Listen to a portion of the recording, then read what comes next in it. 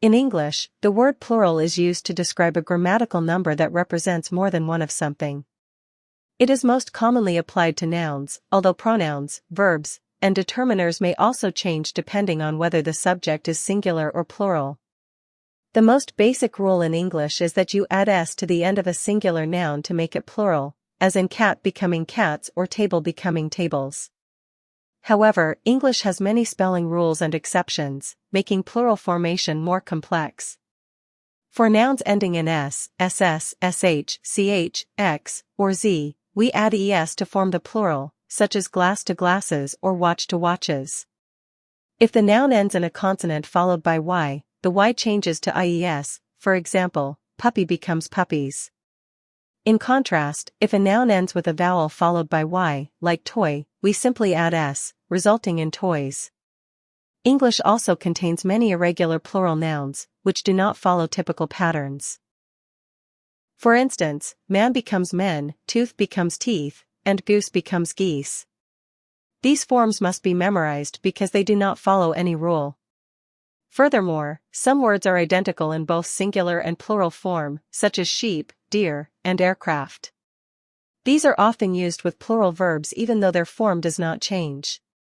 For example, the sheep are grazing. In addition, foreign origin nouns often have unique plural forms based on their original languages. For example, Latin-based words like cactus may become cacti, and alumnus becomes alumni, though in casual English, cactuses is also acceptable. The concept of plural extends beyond nouns.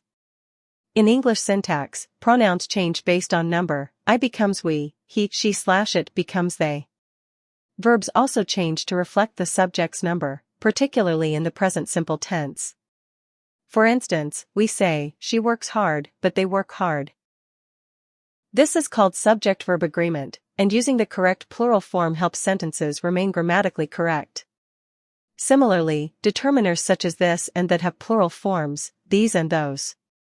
It is important to note that uncountable nouns like water, information, and furniture do not take plural forms and are always treated as singular. Learning plurals is a vital part of English grammar and vocabulary development. Plurals allow us to talk clearly about quantities, describe groups, and follow proper grammar rules in writing and speaking. Mistakes in plural usage can cause confusion or change the meaning of a sentence entirely. For example, there is a child in the park versus there are children in the park. While the change seems small, the meaning is completely different. Mastery of plural forms, including regular and irregular types, is essential for effective communication in English.